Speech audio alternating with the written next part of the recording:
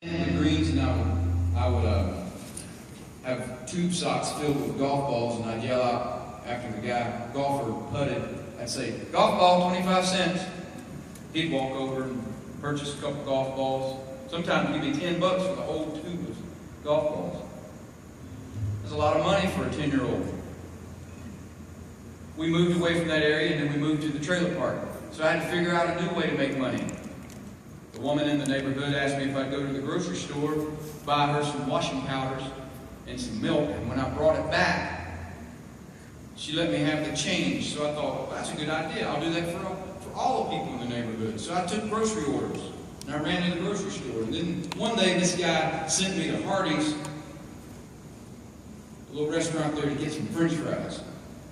Now, at 12 years old, you don't send a 12-year-old boy to go get French fries and not buy him a bag. So I ate the whole bag. On the way back, couldn't resist it. They smelled good. And that was another lesson I learned. You don't eat another man's fries. Because when I got back, he told everyone. He was so mad and furious. He told everybody. I got fired. I lost all my clients. Another man in the neighborhood said, "I need some blackberries. I'm making some wine." I'll pick them. $2 a gallon. That's easy. I'll do that. Oh boy. Picked all day, got 1 gallon. I finally just said, "Grandpa, why don't you just send Mom some money?" He wouldn't even look at me. He's like, "I didn't put her in there.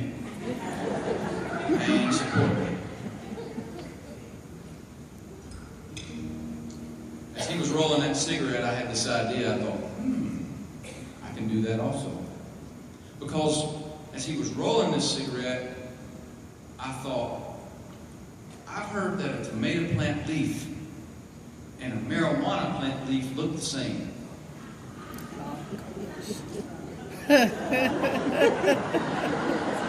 So I went outside and pulled up all these tomato plants.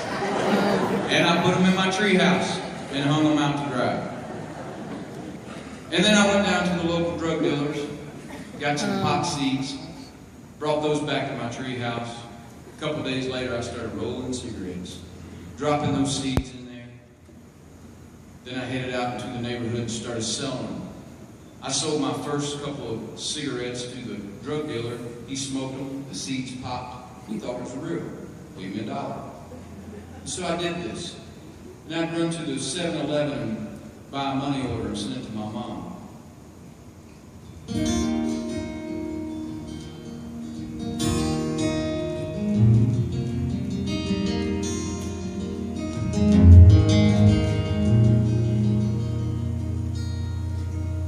Mid-July, I was 12 years old,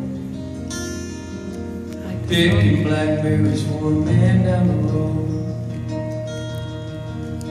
$2 a gallon seemed just fine, but half a gallon later I was changing my mind. See, them blackberries grow in a thorny patch, won't be no money without thorns attached. It's like those thorns are trying to say, son, there's got to be an easier way. The message was so simple and so pure. For the pain was to lead me to the cure. I can still see Grandpa sitting there, rolling his own from that old brown chair. So I dried out his tomato leaves, rolled them with some marijuana seeds. I sowed each one up and down the block in the tree out back's where I kept my stock. Till Grandpa finally caught on to me, then he cut him a switch right off that tree. The message was so simple and so pure. The reason for the pain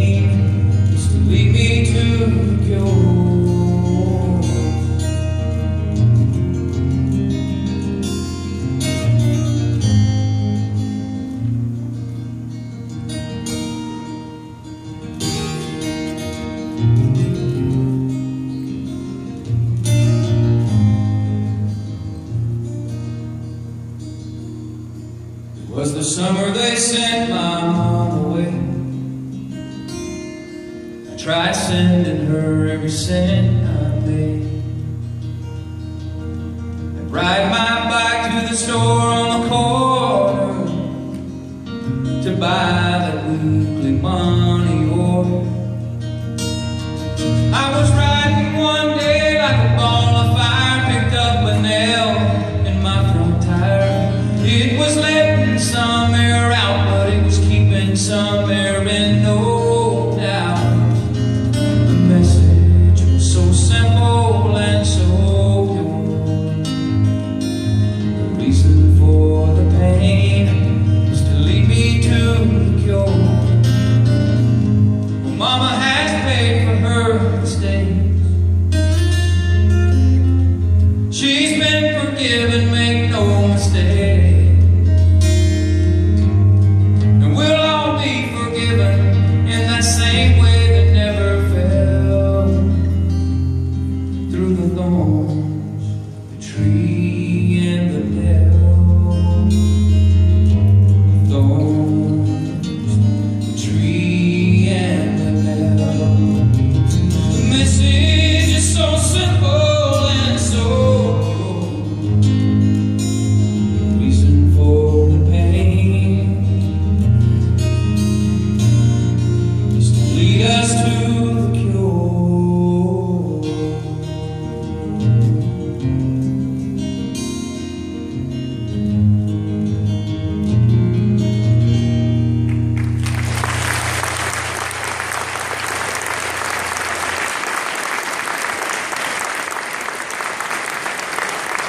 It's all my night.